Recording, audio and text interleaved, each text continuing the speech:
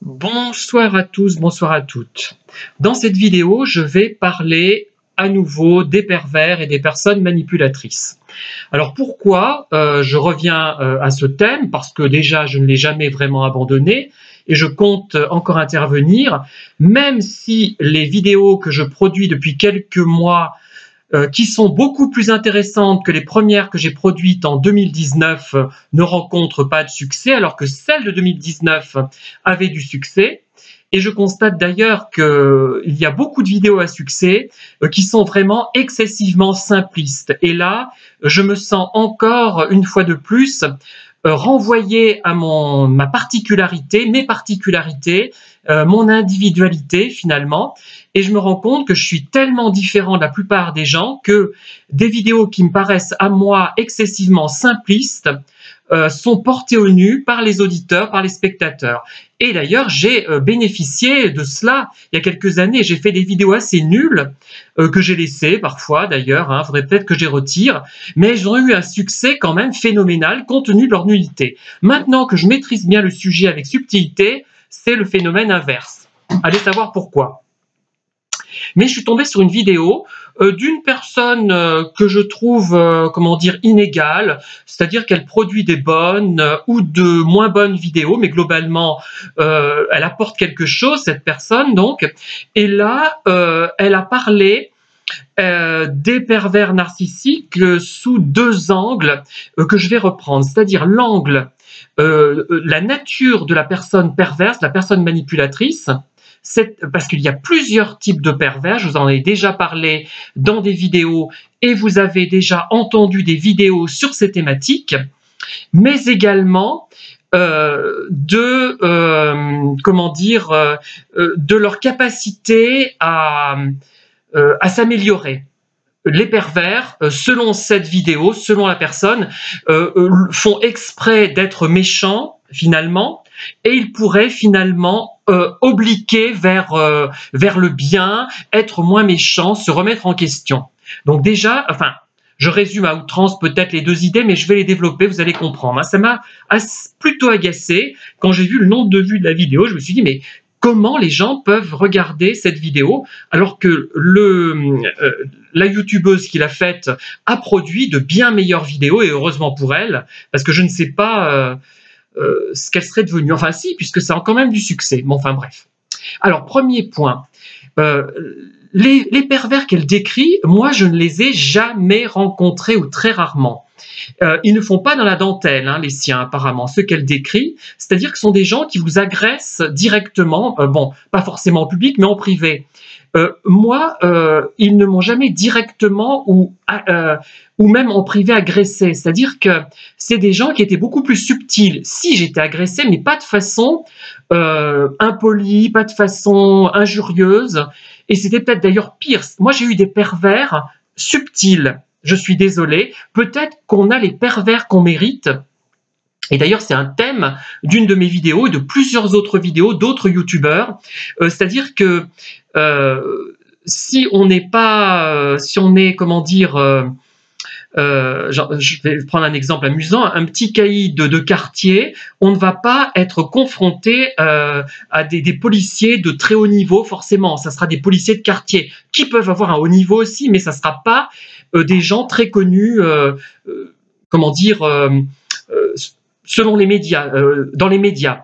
Voilà, et c'est peut-être un peu ce qui arrive, peut-être que je suis encore je fais encore partie des gens à part, et il me faut des pervers qui correspondent à mon niveau inconsciemment. Je dois les sélectionner comme ça, ou plutôt, je pense, ce sont eux qui m'ont sélectionné de cette façon.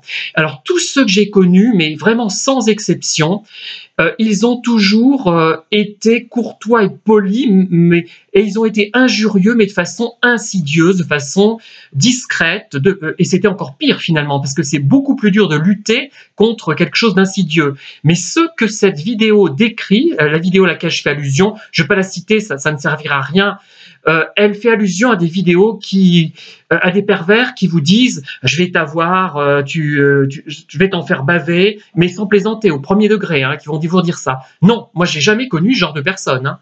Même la dernière perverse que j'ai rencontrée vers 2022-2023 n'était pas du tout comme ça. Elle était même charmante, cette personne, avec moi. Je ne me suis pas méfié tout de suite. Derrière mon dos, c'est sûr qu'il y avait beaucoup de discours négatifs. Mais il n'était jamais... Enfin, c'était... pas très, c'était négatif, très négatif, mais moi je ne l'ai jamais reçu directement. Cette personne m'a jamais dit, bah, je vais te démonter auprès de tout le monde. Non, vraiment. Enfin, bon, là, on est plus dans le pervers de caractère. Moi, je n'ai pas tellement connu de pervers de caractère, ou plutôt quand j'ai rencontré des pervers de caractère, c'est l'ancienne terminologie du moins. Moi, je l'utilise encore parce qu'elle est assez parlante. Eh bien, je m'en vais, j'arrive à m'en aller si je peux. En général, je peux et je m'en tiens à distance. Ceux qui justement sont dangereux, ce sont ceux qu'on ne perçoit pas tout de suite, qui sont très gentils, qui peuvent, bon, trop gentils, vous me direz. Voilà, premier point. Deuxième point, c'est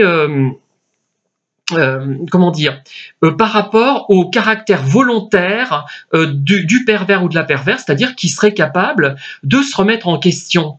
Il aurait pu, selon cette vidéo, obliquer vers le bien, je résume à outrance, hein, obliquer vers la bonne voie, se remettre en question, ne pas être aussi méchant, c'est un choix d'être méchant.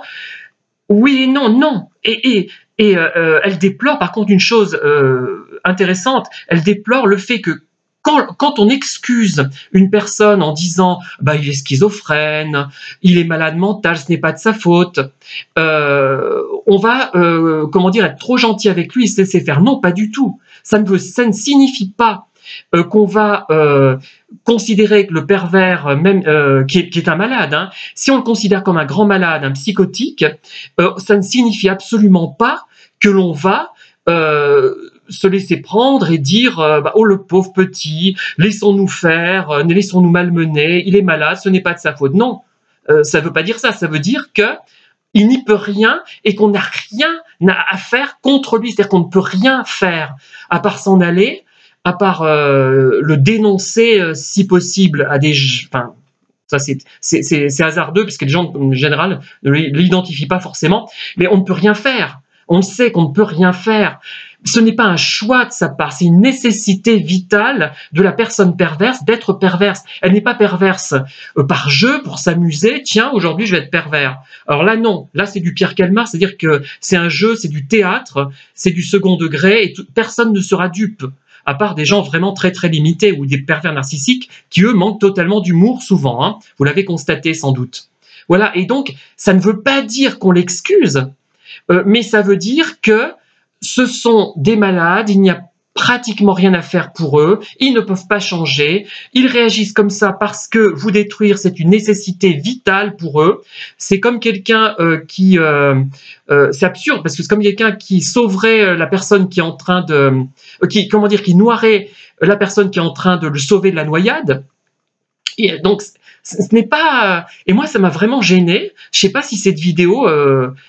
pourquoi la personne l'a faite, parce qu'il me semblait qu'elle avait bien compris la problématique, la question des pervers, mais non, c'est pas possible. Et vraiment, encore une fois, moi j'ai dû avoir des pervers d'élite, puisque je n'ai jamais rencontré des pervers qui m'agressent directement, ou alors si j'en ai rencontré, mais ceux-là, ils n'ont pas été très dangereux pour moi, ou du moins pas durablement.